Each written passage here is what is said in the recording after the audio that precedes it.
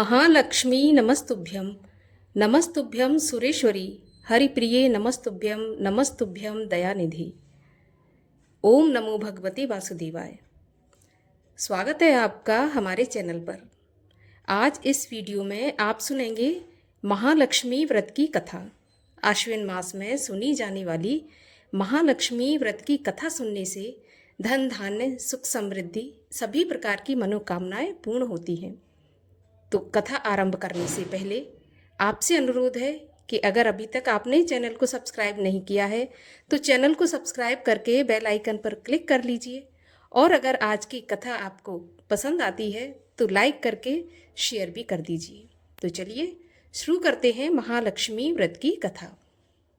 एक समय धर्मराज युधिष्ठिर ने भगवान श्री कृष्ण को प्रसन्न चित्त देखकर कहा कि हे त्रिलोकी के नाथ, समस्त ऐश्वर्यों के स्वामी, आप कृपा करके कोई ऐसा व्रत बतलाइए जो सभी व्रतों में श्रेष्ठ एवं ऐश्वर्य सुख देने वाला हो, तथा जिस व्रत को करके मनुष्य नाना प्रकार के सुख, स्त्री, पुत्र, आयु, महल, हाथी, घोड़ा इत्यादि का फल भोग सके। श्री कृष्ण जी बोले, हे राजन, सुनो, सतयुग में जब वृत्तासुर आदि असुरों ने स्वर्गलोक पर अपना अधिकार कर लिया, तब दुखियों इंद्र ने ऐसा ही प्रश्न देव ऋषि नारद से पूछा था। ये सुनकर नारद जी बोले कि हे देवराज इंद्र, मैं तुमको एक ऐसा उपाय बताता हूँ जो सर्व मंगलकारी है। इस विषय में एक वृत्तांत सुनो। प्राचीन काल में एक बहुत सुंदर अपूर्व नगर था। वहाँ की भूमि बड़ी रमणीक थी। तरह तरह के रत्नों से विभूषित भूमि एवं पर्वत थे। यहाँ सुंदर चंचल नेत्रों वाली स्त्रियों के बाण रूपी कटाक्ष से कामदेव तीनों लोकों को वश में करता था।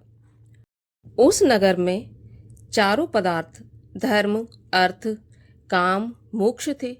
उसकी विचित्र रचना देखकर विश्वकर्मा भी लज्जित होते थे।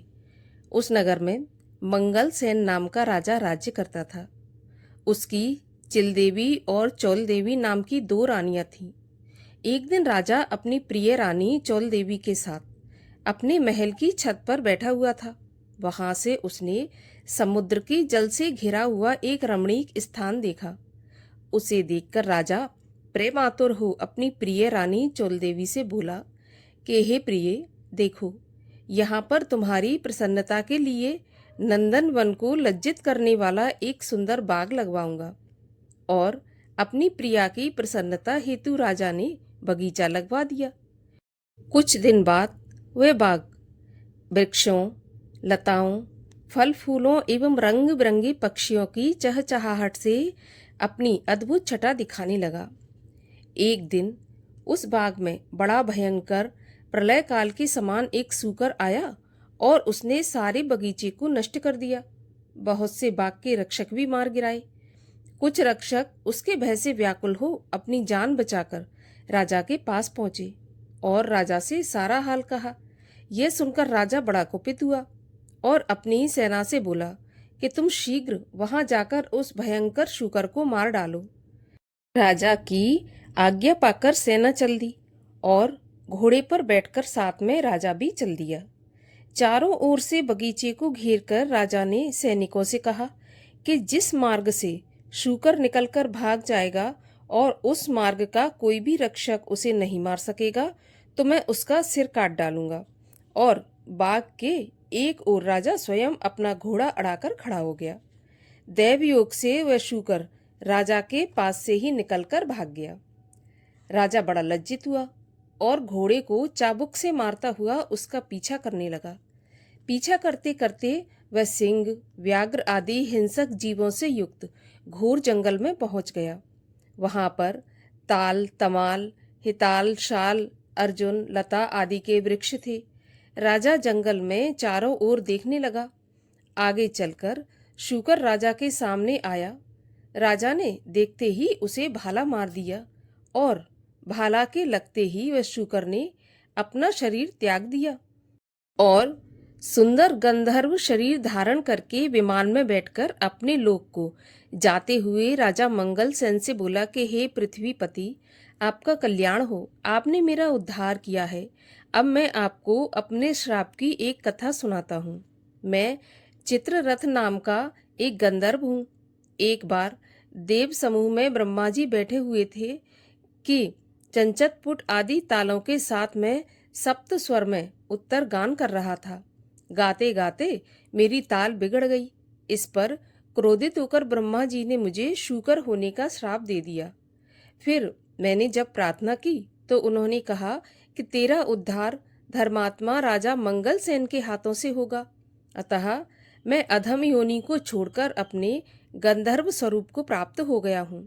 हे राजन, मैं वरदान स्वरूप देवताओं को दुर्लभ चारों फल धर्म अर्थ काम मोक्ष का देने वाला एक व्रत बतलाता हूँ। ये व्रत महालक्ष्मी जी का है। इसके प्रभाव से आप चक्रवर्ती राजा होंगे। अब आप अपनी राजधानी वापस जाइए। नारद जी बोले, हे इंद्र, इस प्रकार कहकर गंधर्व अंतर्ध्यान हो गया। राजा मंगलसेन अपनी राजधानी को वापस लौटे। जब वह लौट रहे थे तो मार्ग में उन्हें एक मृग चर्म लिए हुए ब्राह्मण पुत्र अपनी ओर आते दिखाई दिया।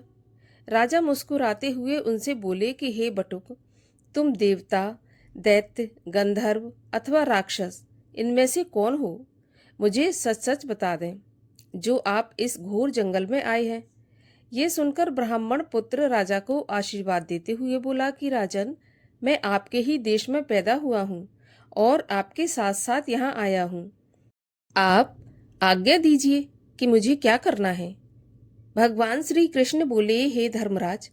इस प्रकार उसके पूछने पर राजा ने कहा कि हे विप्र, आज से तुम्हारा नाम नूतन होगा और अब तुम किसी सरोवर से हमारे लिए ठंडा पानी लेकर आओ।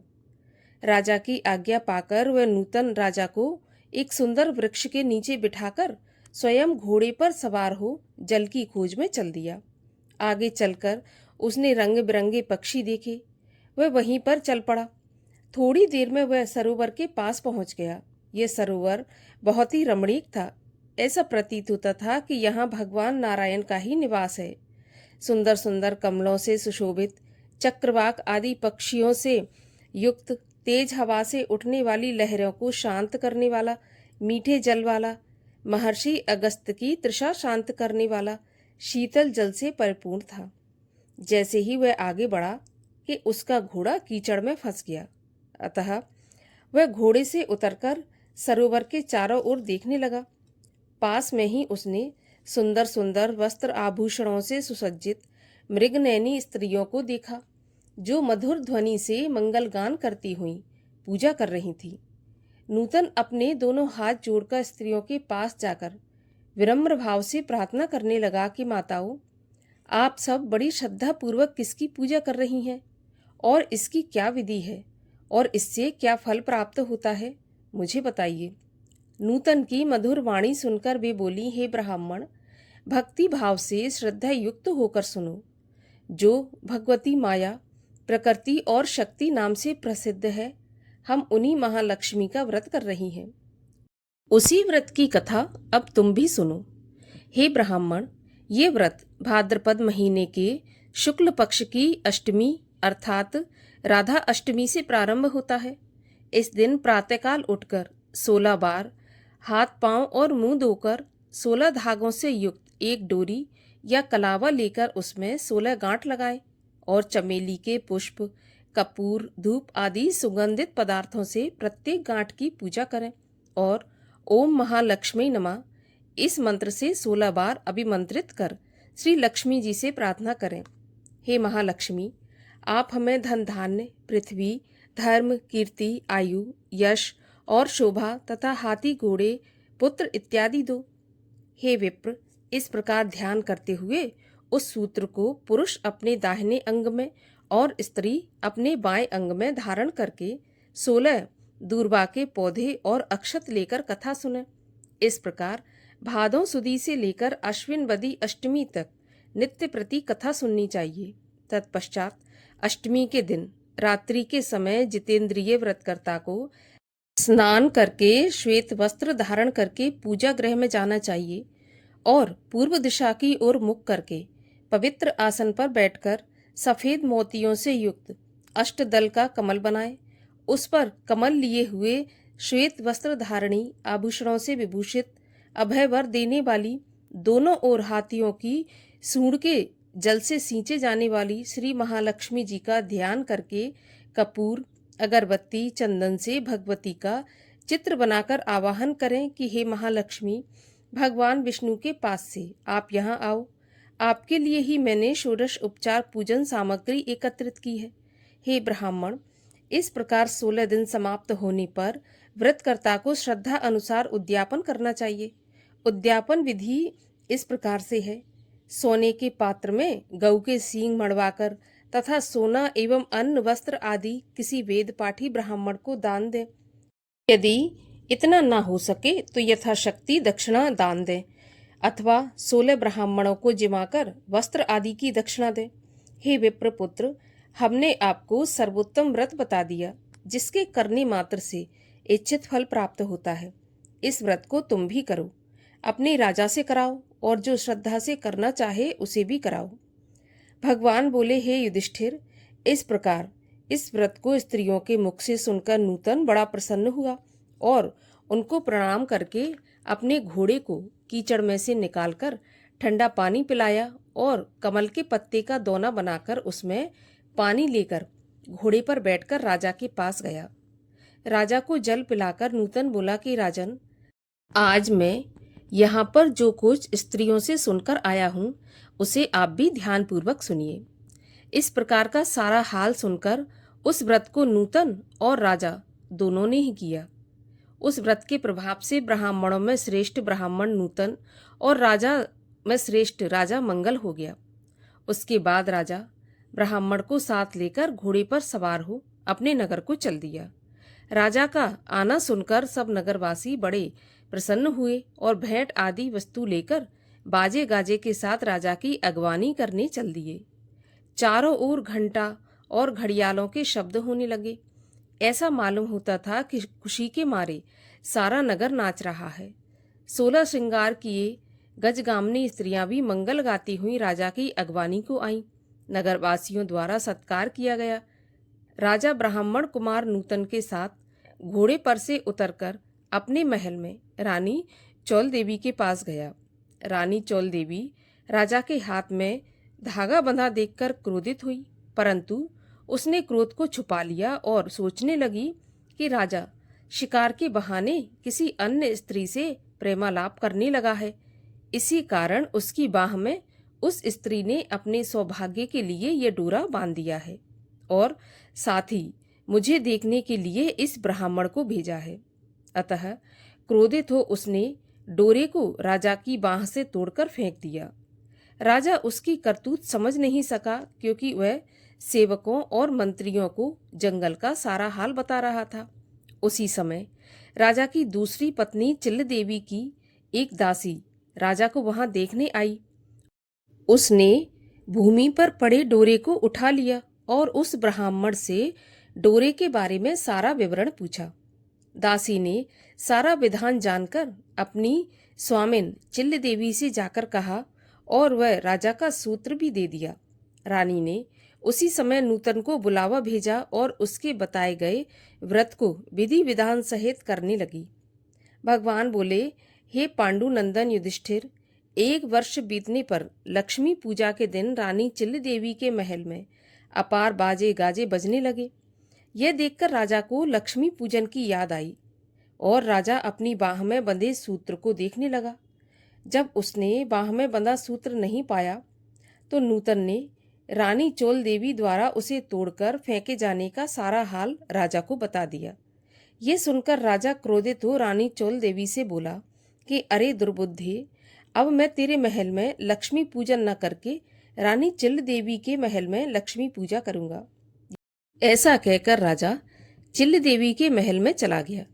इसी बीच लक्ष्मी जी बुढ़िया का रूप बनाकर परीक्षा लेने के लिए रानी चौल देवी के घर आईं। रानी चौल देवी उनका निरादर करते हुए बोली, अरे दुष्टे, तू कौन है? मेरे घर कैसे आई? चल भाग यहाँ से। इस प्रकार लक्ष्मी जी रानी चौल देवी से अपमानित होने से उसे श्राप देती हुई बोली कि ए मूर्ख, तूने मेरा अपमान किया है, अतः तू शूकर मुखी हो जा और आज से इस मंगलपुर का नाम कोलापुर हो जाए। फिर बुढ़िया के रूप में लक्ष्मी जी वहां से चलकर परीक्षा लेने के लिए चिल देवी के महल में गई। वहां रानी ने उनका बड़ा सम्मान किया। रानी से सम्मानित हो लक्ष्मी जी ने वृद्धा का रूप त्याग कर साक्षात अपना लक्ष्मी स्वरूप धारण किया। यह देखकर रानी चिल देवी ने लक्ष्मी जी को साष्टांग प्रणाम किया और बड़े प्रेम से नाना प्रकार से उनका पूजन किया। भगवती लक्ष्मी चिल देवी से प्रसन्न होकर बोली कि चिल देवी, मैं तुमसे बहुत प्रसन्न हूँ, मन चाहा वरदान मांग लो। चिल देवी बोली, हे महालक्ष्मी, हे कमल नयनी अम्बे, जो भी प्राणी आपके इस व्रत को करे और जब तक चंद्र सूर्य आकाश में रहे तब तक आप उसके घर को संपूर्ण ऐश्वर्य से परिपूर्ण रखें। उसके घर में आप सदैव विराजमान रहें। मेरे पति सहित आपकी ये कथा सारी पृथ्वी पर विख्यात हो। हे धर्मराज, रानी से भगवती लक्ष्मी तथास्तु कहकर वहां पर अंतर्ध्यान हो गई। तत्पश्चात राजा मंगलसेन ने रानी चिल देवी के साथ बड़ी श्रद्धा से पूजन व्रत किया। दुराचारणी रानी चोल देवी ईर्ष्यावश होकर रानी चिल देवी के महल में जाने लगी। वहां बैठे पहरेदारों ने उसे अंदर जाने से रोक दिया, क्योंकि लक्ष्मी जी के श्राप के कारण उसका शूकर के समान मुख दिखाई पड़ता था। रानी दिखाई नहीं देती थी। तब वह दुखी हो जंगल में महर्षि अंगिरा के पास गई। उसकी यह दशा देखकर मुनि अंगिरा ने अपनी ज्ञान दृष्टि द्वारा उसकी सारी बातें जान ली। तब मुनि ने लक्ष्मी जी के कुपित होने का कारण उससे कहा और स्वयं श्री लक्ष्मी जी से उसके अपराध की क्षमा याचना करने लगे। उससे श्री लक्ष्मी जी का पूजन व्रत भी करवाया। व्रत के प्रभाव से वह रानी पुनः अपने लावण्यमयी स्वरूप को प्राप्त करके कीर्ति पाने लगी। इसके बाद उसी वन में राजा मंगलसेन शिकार खेलने को गया। वहां मुनि अंगिरा की कुटी में रूप लावण्य से युक्त उस अनुपम देवी को देखकर राजा मंगलसेन बोला कि हे महर्षि, यह अपनी सुंदरता से इस वन को प्रकाशमान करने वाली स्त्री कौन है? इसका कारण मुझसे कहो। राजा की बात सुनकर महर्षि अंगिरा ने उसकी सारी कथा सुनाकर रानी चोल देवी उसे सौंप दी। राजा प्रसन्न चित्त हो रानी चोल देवी को अपने साथ अपनी राजधानी लाया और रानी चिल देवी सहित पृथ्वी के नाना प्रकार के भोग भोगने लगा। दोनों रानी बड़े प्रेम से मिलकर रहने लगी और राजा की सेवा करने लगी। राजा मंगलसेन पृथ्वी के समस्त सुख भोग कर अंत में स्वर्ग को गया और मंगल नक्षत्र के नाम से विख्यात हुआ। नारद जी बोले, हे इंद्र, समस्त व्रतों में श्रेष्ठ महालक्ष्मी का व्रत मैंने तुमसे कहा। जो व्यक्ति इस व्रत को करेगा वह धर्म, अर्थ, काम, मोक्ष चारों पदार्थों का भागी होगा। अतः तुम भी इस व्रत को करो, जिससे धन धान्य, भूमि, कीर्ति, आयु, यश, शोभा, घोड़ा, हाथी, पुत्र, पौत्र आदि प्राप्त हों और तुम्हारी कीर्ति फैलती रहे। इंद्र नारद जी को प्रणाम करके अपने लोक को गए और वह व्रत किया। भगवान श्री कृष्ण बोले, हे युधिष्ठिर, नारद जी से देवराज इंद्र द्वारा पूछे गए श्रेष्ठ व्रत को मैंने तुम्हें बता दिया, जो सांसारिक और पारलौकिक सुखों को देने वाला है। महालक्ष्मी व्रत की कथा समाप्त हुई। बोलिए महालक्ष्मी माता की जय। और आइए अब करते हैं माता लक्ष्मी की आरती। ओम जय लक्ष्मी माता मैया, जय लक्ष्मी माता, तुमको निस दिन सेवत हर विष्णु विधाता। ओम जय लक्ष्मी माता, ब्रह्माणी रुद्राणी तुम ही जग माता, सूर्य चंद्रमा ध्यावत नारद ऋषि गाता। ओम जय लक्ष्मी माता, दुर्गा रूप निरंजनी सुख संपत्ति दाता, जो कोई तुमको ध्याता रिद्धि सिद्धि धन पाता। ओम जय लक्ष्मी माता, तुम पाताल निवासिनी तुम ही शुभदाता, कर्म प्रभाव प्रकाशिनी, भवनिधि की त्राता। ओम जय लक्ष्मी माता, जिस घर में तुम रहती सब सद्गुण आता, सब संभव हो जाता, मन नहीं घबराता। ओम जय लक्ष्मी माता। तुम बिन यज्ञ न होते, वस्त्र न कोई पाता, खान पान का वैभव सब तुमसे आता। ओम जय लक्ष्मी माता, शुभ गुण मंदिर सुंदर क्षीरोदधि जाता, रत्न चतुर्दश तुम बिन कोई नहीं पाता।